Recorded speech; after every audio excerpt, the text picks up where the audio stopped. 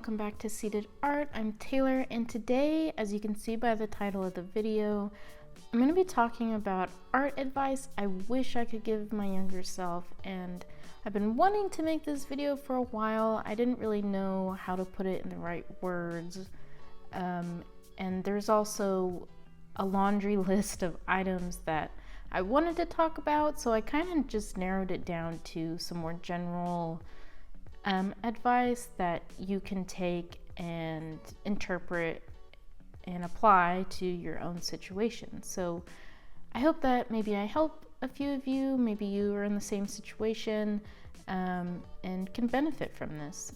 So my number one advice that I would give myself more than anything is to not give up. I know this is a really general statement and, can apply to not just artists or art, but to anything in life. But I needed someone to tell me this at a specific point in my life, and I didn't have anyone to tell me. So just quick side story. I loved art. I still love art. And in high school, I really didn't go out. I spent most of my free time reading and making art and creating, typical art nerd. Despite, my obvious love for art, went into college as a biomedical sciences major because I had this idea that art wasn't a viable job or, a good source of income. It wasn't realistic, and I thought I needed to be a doctor to make money. And I hear that all the time, and first of all, just get out of that mindset. You can be an artist if you want to be an artist. You can be a full-time artist, part-time artist, if you need, financial backing from another job, but you can be an artist.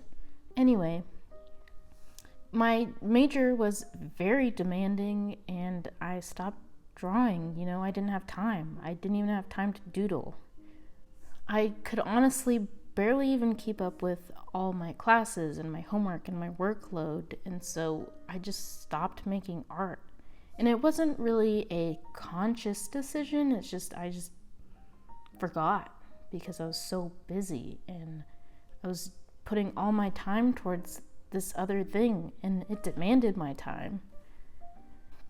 And so I stopped making art for 2 years. 2 years I didn't draw anything. And that's coming from drawing every day all the time in my room at home, and now it's just done. And that's really sad because that's 2 years that I could have been learning and bettering myself. And if you went to art school, that's 2 years in school that, you could propel as an artist. And so I get really angry when I think about this, that I just didn't do it. And I can't imagine where I'd be if I had kept working through those 2 years. But anyway, I eventually met this amazing person who is now my fiance, who saw some of my old work and was like, hey, you need to do this. You're really good. And so I picked it back up. And honestly, if I hadn't met him, I wouldn't be drawing today and I wouldn't be making this video. But because of him, here I am. And I was lucky to have him come into my life to tell me that, and I appreciate it. But if you're maybe sitting there and you haven't had someone tell you that, or you haven't even given up yet, maybe you're drawing right now, but maybe some days you're thinking about it. Maybe you're thinking, maybe I should just stop. But if you really love art and it brings joy to your day-to-day life, then don't stop. If you're looking for someone to tell you not to give up, then I'm here to tell you right now. Next advice, a little less emotional. I got the big one out of the way, but my second advice is to try everything, and if you didn't go to art school like me, you probably haven't dabbled in very many mediums, you probably haven't tried a lot of styles, but if you have, good for you, right on.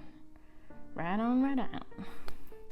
So anyway, you can skip this part, but for the rest of you, this is really important because maybe you started drawing with pencils like me and you like doing these realistic pencil portraits, but maybe you have a curious hair to try out oils or acrylics or watercolor. And you should try them for many, many reasons. One, by trying out new mediums, you may actually find one that you like better. Or you might find a medium that you absolutely hate. And now you know, and you never have to use that medium again. Two, by working in other mediums, you're exercising your creative brain. You're learning, and you may learn new techniques that you can apply to your medium of choice or several mediums. And like I said, this also applies to style. So by trying new styles, you'll eventually find your own, and you'll also maybe find ways to draw things or visualize things in a better light, or even maybe simplify some anatomy. I see that's a common theme when studying master artists. So this brings me to advice number 3, and that's to find your art parents. This idea was originally talked about on a great podcast I listened to called The Draftsman. I'll link it down below. Essentially, the idea is to find artists that you love, that are masters in their field that you can learn from. Because you're new to art and you really don't know what you like. Or maybe you have been drawing for a long time, but you haven't really explored. So I'm telling you now, do some exploring if you haven't already, and soak in as much art that you can. Find what you really love that maybe you want to apply to your own paintings, your own work. And so when you're doing this, pay attention to what you like about these paintings or drawings. Pay attention to the line work, their use of lights and shadows, their shapes, line weight. And in the end, after studying all these works, you'll find your art parents. You'll find your greatest influences on your own artwork. And you may fall in love with several artists and their styles, and this is great. Have as many art parents as you want, because this time you actually can choose your parents. Anyway, you can have art aunts and uncles and cousins, however you want to put it. You can have all these art influences to create your own style. Just don't get all over the place, because then you might muddy up your work, but you'll realize as you go.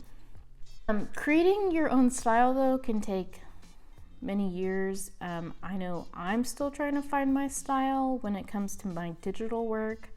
I'm still learning, and technically, you never stop learning. And so this brings me to my final piece of advice, and that's to never, ever, ever stop learning. To be the best artist that you can be, if you want to be better, you have to accept that there's always more to learn. You're a work in progress in life and as an artist. You're gonna struggle some days, and that's okay.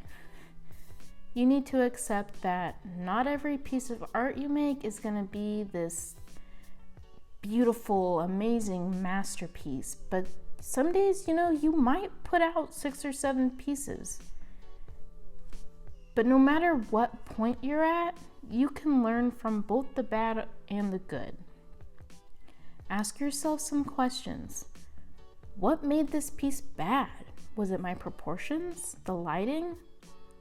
Perhaps it was your own mental state that day. And you can run through these same questions with your good pieces as well. Eventually, you'll begin to notice patterns that you can learn from, and therefore bettering yourself in the long run. Long story short, and moral of today's video is 1, don't give up. 2, try everything, styles, mediums, etc. 3, find your art parents. Finally, don't stop learning. I wish I could have watched this video 5 years ago, and I probably would have saved myself some pain. So I hope I could at least help someone else out there today and let me know if there's anything you wish you would have known as a beginner artist. But thank you for listening, and that's all I have for today. And I'll see you in the next video. Bye.